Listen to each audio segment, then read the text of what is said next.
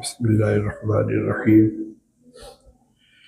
الحمد للہ رب العالمین والصلاة والسلام علی سید الانبیاء والمرسلین سیدنا و مولانا محمد وعلی آلہ واصحابہ اجمعین اما بعد فاعوذ باللہ من الشیطان الرجیم بسم اللہ الرحمن الرحیم یا ایہا الذین آمنوا کتب علیکم الصیام کما کتب علی الذین من قبلکم لعلکم تتقون ایاما معدودات صدق اللہ العلی العظیم۔ بزرگان محترم عزیز اور بھائیوں، اللہ جل شانہ کا کرم و فضل ہوا کہ ہمیں اس سال بھی ماہ مبارک نصیب ہوا اور اس ماہ مبارک کے اعمال کی توفیق ہمیں حاصل ہوئی۔ روزہ اسلام کی 5 بنیادوں میں سے ایک بنیاد ہے۔ رسول اللہ صلی اللہ علیہ وسلم نے ارشاد فرمایا، بنی الاسلام علی 5 شہادت ان لا الہ الا اللہ وان محمد رسول اللہ واقام الصلاۃ وایتاء الزکاۃ وصوم رمضان وحج البیت من استطاع الیہ سبیلا او کما قال رسول اللہ صلی اللہ علیہ وسلم۔ اسلام کی بنیاد 5 چیزوں پر ہے۔ کلمہ شہادت، اشہد ان لا الہ الا اللہ واشہد ان محمد عبدہ ورسولہ، اس کی گواہی دینا، نماز قائم کرنا، زکوٰۃ ادا کرنا، رمضان کا روزہ رکھنا اور صاحب استطاعت کا حج کرنا، ان کو اسلام کی بنیاد قرار دیا ہے۔ اس میں سب سے بنیادی ستون تو کلمہ شہادت کا اقرار ہے، باقی 4 ستون پر اسلام کی عمارت قائم ہے۔ اس لیے جس کی زندگی میں یہ 4 چیزیں ہوگی، اپنی لوازم کے ساتھ، اپنے تقاضوں کے ساتھ، اس کی اسلام کی عمارت کھڑی مانی جائے گی، اور جس کی بنیاد ہی کمزور ہوگی، متزلزل ہوگی، ظاہر بات ہے کہ اس کی اسلام کی عمارت کمزور ہے۔ رمضان المبارک کا روزہ ایک خاص عبادت ہے، اور یہ روزہ صرف بھوک پیاس کے مجموعے کا نام نہیں ہے، بلکہ روزے کے ذریعے سے اللہ تعالیٰ بندوں کے اندر تقویٰ کی صفت پیدا کرنا چاہتے ہیں۔ تقویٰ وہ صفت ہے جو اللہ جل شانہ کے نزدیک بندے کے مقبولیت اور محبوبیت کا مدار ہے۔ قرآن پاک میں ارشاد ہے، ان اکرمکم عند اللہ اتقاکم، تم میں سب سے زیادہ مکرم وہ ہے جو سب سے زیادہ تقویٰ والا ہو، ڈرنے والا ہو اللہ سے۔ یہ تقویٰ پیدا کس چیز سے ہوگا؟ اس آیت کریمہ میں یہ بتلایا گیا ہے کہ روزہ ہم نے تمہارے اوپر اس لیے فرض کیا ہے تاکہ تمہارے اندر تقویٰ کی صفت آ جائے۔ وہ کیسے آئے گی؟ تقویٰ کے معنی کیا ہے؟ روزے کی حقیقت کیا ہے؟ 3 چیزیں جو روزہ کے اندر ممنوع ہے، کھانا، پینا اور صحبت کرنا، اپنے ارادے اور اپنے اختیار سے، بغیر کسی نگرانی کے، بغیر کسی پہرے داری کے، صرف اللہ کے ڈر سے اور اللہ کا حکم مان کر اس پر پورے طور سے عمل کرنا، جس میں جلوت و خلوت میں کوئی فرق نہ ہو۔ اس صفت کو اپنے اندر پیدا کرنا، یعنی ہم وقت اس بات کا استحضار کہ اللہ ہمیں دیکھ رہا ہے، ہم نے اگر چپکے سے جو کچھ کھا لیا، کچھ پی لیا یا اور تیسری حرکت کر لی تو ہمارا روزہ خراب ہو جائے گا، چاہے کوئی دیکھ رہا ہو یا نہ دیکھ رہا ہو۔ یہ وہ چیزیں ہیں کہ جو عام حالات کے اندر حلال ہے، جائز ہے، صرف روزے کی حالت میں ان سے منع کر دیا گیا، لیکن اس کے ساتھ بہت سی چیزیں وہ ہیں جن سے اللہ تعالیٰ نے مستقلاً منع فرما دیا ہے۔ جھوٹ بولنا، غیبت کرنا، چغلی کھانا، بد نظری میں مبتلا ہونا، اسی طرح حسد کرنا، بغض رکھنا، حرام کھانا، جوا کھیلنا، شراب پینا، کتنے گناہ ہیں ظاہری اور چھپے ہوئے جن کا انسان ارتکاب کرتا ہے، اور اس وقت یہ تصور ذہن سے نکل جاتا ہے کہ اللہ تعالیٰ دیکھ رہے ہیں۔ تو لعلکم تتقون، فرمایا کہ روزہ اس لیے فرض کیا گیا ہے تاکہ تمہارے اندر اللہ سے ڈرنے کا ملکہ پیدا ہو جائے۔ تنہائی میں بھی کبھی یہ خیال نہیں آتا کہ لاؤ چپکے سے کچھ کھا لیں، بہت بھوک لگی ہے، چپکے سے کچھ پی لیں، بہت پیاس لگی ہے۔ کیوں؟ اس لیے کہ یہ تصور رہتا ہے کہ اللہ تعالیٰ دیکھ رہے ہیں۔ تو 1 مہینے اس کی مشق کرائی جاتی ہے کہ ہر وقت یہ استحضار رہے، اس کا یقین رہے کہ اللہ تعالیٰ دیکھ رہے ہیں، اور یہ یقین اتنا حاوی ہو جائے کہ ہر گناہ کے وقت یہ چیز سامنے آ جائے کہ اللہ دیکھ رہے ہیں۔ یہی صفت ہے جو اللہ تعالیٰ کے نزدیک محبوب ہے، اور اسی کا نام تقویٰ ہے۔ تو روزے کو جب ہم روزے کی طرح رکھیں گے، اس کے تمام آداب کی رعایت کریں گے، تب یہ صفت ہمارے اندر آئے گی۔ اور اگر ان آداب کی رعایت نہیں کی جو روزے کے اندر مطلوب ہے، تو یہ صرف ایک ڈھانچہ بن کر رہ جائے گا۔ چنانچہ دارمی میں ابو ہریرہ رضی اللہ تعالیٰ عنہ کی روایت ہے، عن ابی ہریرہ رضی اللہ تعالیٰ عنہ قال قال رسول اللہ صلی اللہ علیہ وسلم کم من صائم لیس له من صیام الا الظمأ وکم من قائم لیس له من قیام الا السحر او کما قال رسول اللہ صلی اللہ علیہ وسلم۔ نبی کریم صلی اللہ علیہ وسلم نے ارشاد فرمایا کہ بہت سے روزہ دار ایسے ہوتے ہیں کہ جن کے حصے میں سوائے پیاس کے کچھ نہیں آتا، اور بہت سے رات کی عبادت کرنے والے وہ ہوتے ہیں جن کے حصے میں سوائے بیداری کے کچھ نہیں آتا۔ رات کو جگتے ہیں، تراویح بھی پڑھتے ہیں، تہجد بھی پڑھ لیتے ہیں، سحری کے بعد بھی اٹھتے ہیں، اور عام دنوں کے مقابلے میں رمضان میں زیادہ بیدار رہتے ہیں، لیکن جن چیزوں سے روکا گیا ہے اس سے رکتے نہیں۔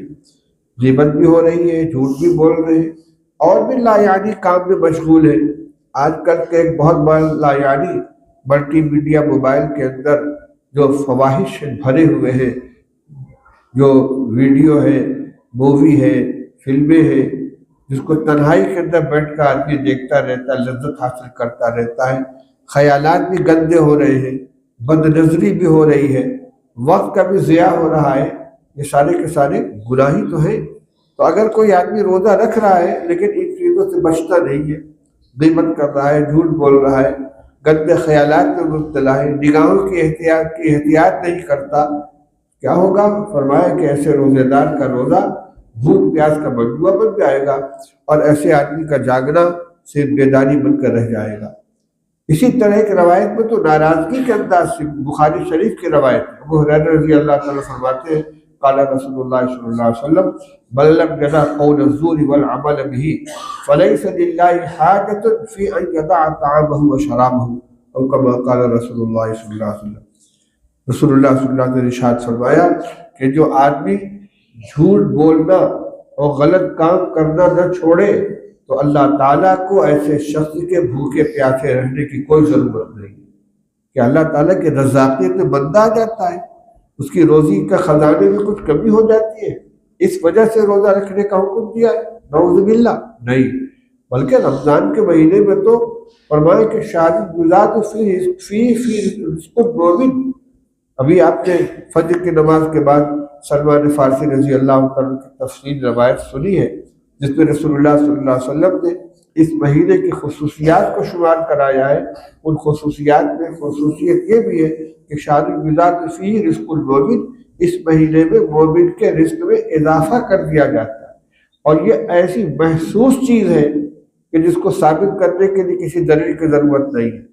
کتنی چیزیں ایسی ہیں جو رمضان مبارک ہی میں نصیب ہوتی ہیں، سال بھر کھانے کی نوبت نہیں آتی، فراوانی کے ساتھ آدمی کھاتا ہے، جبکہ اس کے کام دھندے کا وقت اور دنوں کے مقابلے مختصر ہو جاتا ہے۔ اگر کوئی روزہ رکھنے والا ہے، نماز کا تراویح کا اہتمام کرتا ہے، روزہ رکھتا ہے، تو کام کی جو اوقات ہیں، جو ورکنگ ہاورز جس کو کہتے ہیں، اور دنوں کے مقابلے میں رمضان میں مختصر ہو جاتے ہیں، لیکن آمدنی زیادہ ہوتی ہے۔ رمضان میں بھی آدمی اچھا کھاتا پہنتا ہے، اس کے بعد عید آتی ہے، عید میں بھی اور دنوں کے مقابلے میں اچھا کھانا پہننا سب کچھ ہوتا ہے۔ یہ بالکل محسوس چیز ہے۔ تو میں یہ کہہ رہا ہوں کہ اللہ تعالیٰ کی یہاں سے رزق میں کمی رہے، اس کی وجہ سے، کمی کی وجہ سے روزہ نہیں رکھوایا گیا، تو رزق میں اضافہ کر دیا جاتا ہے۔ کھانے پینے پر پابندی لگائی گئی ہے تاکہ اپنے اختیار سے آدمی اپنے آپ کو گناہوں سے بچانے کا عادی بن جائے۔ اگر یہ صفت اپنے اندر ہم پیدا کر لیں گے تو بڑے کامیاب ہیں۔ ابھی مہینے کا آغاز ہے، آج دوسرا روزہ ہے، پورا مہینہ ہمارے سامنے پڑا ہوا ہے، اس لیے عزم کرے، کوشش کرے کہ ہم روزے کو روزے کی طرح رکھیں گے، جو اس کا مقصد ہے اس کو حاصل کرنے کی کوشش کریں گے، اپنے اندر صفت کو پیدا کریں گے۔ یہی صفت تقویٰ ہے جو اللہ تعالیٰ کے نزدیک محبوب بناتی ہے۔ اللہ کے نبی صلی اللہ علیہ وسلم سب سے بڑے محبوب ہیں رب العالمین کے، اور آپ فرماتے انا اتقاکم للہ واخشاکم لہ، میں تم میں اللہ تعالیٰ سے سب سے زیادہ ڈرنے والا اور اللہ کا سب سے زیادہ تقویٰ رکھنے والا ہوں۔ کیونکہ آپ محبوب ہیں، سب سے محبوب ہیں، تو آپ سب سے زیادہ تقویٰ کی صفت بھی رکھتے ہیں۔ اس صفت کو اپنے اندر پیدا کرنا ہے، اور کس طریقے سے؟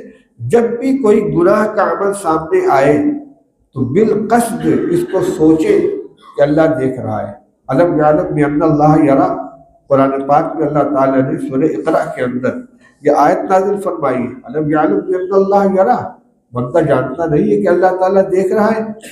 مشائخ کے یہاں، صوفیہ کے یہاں مریدین کو اس آیت کریمہ کا مراقبہ کرایا جاتا ہے کہ تھوڑی دیر بیٹھ کر آنکھ بند کر کے اس آیت کے مضمون کو سوچو، غور کرو، دیکھو کہ اللہ تعالیٰ کیا فرماتا ہے۔ عالم بان اللہ یری، بندہ جانتا نہیں کہ اللہ دیکھ رہا ہے۔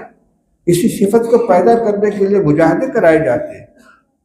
کسی موقع پر میں نے ایک قصہ سنایا تھا حضرت مولانا شاہ وسیع اللہ صاحب رحمۃ اللہ علیہ کی کہ مجالس کا مجموعہ مجالس مصلح الامت، اس میں قصہ لکھا ہوا ہے کہ ایک بزرگ تھی، ان کے خانقاہ میں ان کے متعلقین مریدین رہتے تھے اور اپنے اصلاح کے لیے مجاہدے، ریاضت، عبادت، ذکر، تسبیح، تلاوت میں لگے رہتے تھے۔ بہت سے لوگ تھے۔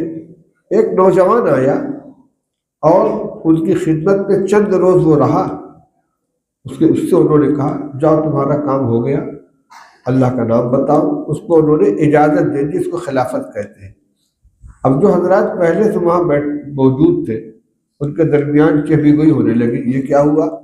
ہم رگڑے جا رہے ہیں، محنت کر رہے ہیں، اتنا دن ہو گیا اور یہ آیا ہے چند روز اور اس کے بعد اس کو اجازت دے دی۔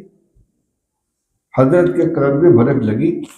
انہوں نے یہ دکھلانے کے لیے کہ کیا فرق ہے تمہارے اور اس کے درمیان، سب کو بلایا اور ہر ایک کو ایک ایک مرغی دی اور کہا کہ اس کو لے جاؤ اور ایسی جگہ ذبح کر کے لے آؤ جہاں کوئی دیکھنے والا نہ ہو۔ ہر ایک کے ہاتھ میں ایک مرغی دے دی، اس کو لے جاؤ اور ایسی جگہ ذبح کر کے لے آؤ جہاں کوئی دیکھنے والا نہ ہو۔ کون سی بڑی بات ہے؟ ہر آدمی گیا، کوئی 5 منٹ بعد آ رہا ہے، کوئی 10 منٹ بعد آ رہا ہے، لٹکائے ہوئے ہاتھ میں۔ وہ نوجوان نہیں آ رہا ہے، کافی دیر کے بعد آیا ہے تو پسینے میں شرابور اور مرغی زندہ ہاتھ میں لیے ہوئے۔ تم کو کوئی جگہ نہیں ملی؟ حضرت آپ نے فرمایا تھا کہ ایسی جگہ ذبح کرنا جہاں کوئی دیکھنے والا نہ ہو۔ مجھے کوئی ایسی جگہ نہیں ملی جہاں اللہ دیکھنے والا نہ ہو۔ اللہ تو دیکھ رہا تھا ہر جگہ، اور جہاں بھی گیا چھپ کر بھی وہ کہیں چھپ کر بھی کام نہیں کر سکتا، اللہ تو دیکھ رہا ہے۔ تو شیخ نے فرمایا یہی وہ چیز ہے تمہاری اس کے درمیان فرق ہے۔ سب ذبح کر کے لے آئے، کسی کے خیال میں یہ بات نہیں آئی کہ اللہ دیکھ رہا ہے، چاہے تم کتنا بھی ذکر کر رہے ہو، کتنی بھی تلاوت کرو، کتنی بھی تسبیح پڑھ رہے ہو، مگر یہ تصور ہم کوئی بھی کام کریں گے اللہ ہمیں دیکھ رہا ہے، یہی ہے جو تقویٰ پیدا کرنے والا ہے۔ اور روزے کے اندر یہی چیز پیدا کی جاتی ہے۔ ہمارا کوئی نگراں نہیں ہے، کوئی پہرے دار نہیں ہے، ہم خلوت میں ہو، جلوت میں ہو، تنہائی میں ہو، لیکن ہم جانتے ہیں کہ ہم کھائیں گے پیئیں گے روزہ ٹوٹ جائے گا، اللہ دیکھ رہا ہے۔ جیسے اللہ دیکھ رہا ہے ہمارے کھانے پینے کو، ہمارے گناہوں کو جو دیکھ رہا ہے، اور وہ صرف ظاہر کو نہیں دیکھتا، یعلم خائنۃ الاعین وما تخفی الصدور، اللہ تعالیٰ دلوں کی، فرماتے نگاہوں کی خیانت کو بھی اللہ تعالیٰ جانتا ہے اور دلوں کی چھپی ہوئی باتوں کو بھی جانتا ہے۔ یعلم خائنۃ الاعین، نگاہ کی خیانت، کدھر آنکھ مار دی، کدھر کو دیکھ لیا، کوئی دیکھ رہا ہو نہ دیکھ رہا ہو، کسی کو پتہ چلے نہ چلے، اللہ تعالیٰ دیکھ رہے ہیں، اللہ تعالیٰ کو معلوم ہے اس کی نظر کہاں گئی، اس نے کیا دیکھا ہے، کدھر کو اس نے گھورا۔ یعلم خائنۃ الاعین، نگاہ کی خیانت کو اللہ تعالیٰ وما تخفی الصدور، دلوں میں چھپی ہوئی باتوں کو بھی جانتا ہے۔ دل میں کینہ ہے، بغض ہے، مال کی محبت ہے، حسد ہے، کیا کیا برائیاں دل کے اندر بیٹھی ہوئی، سب کو اللہ جانتا ہے۔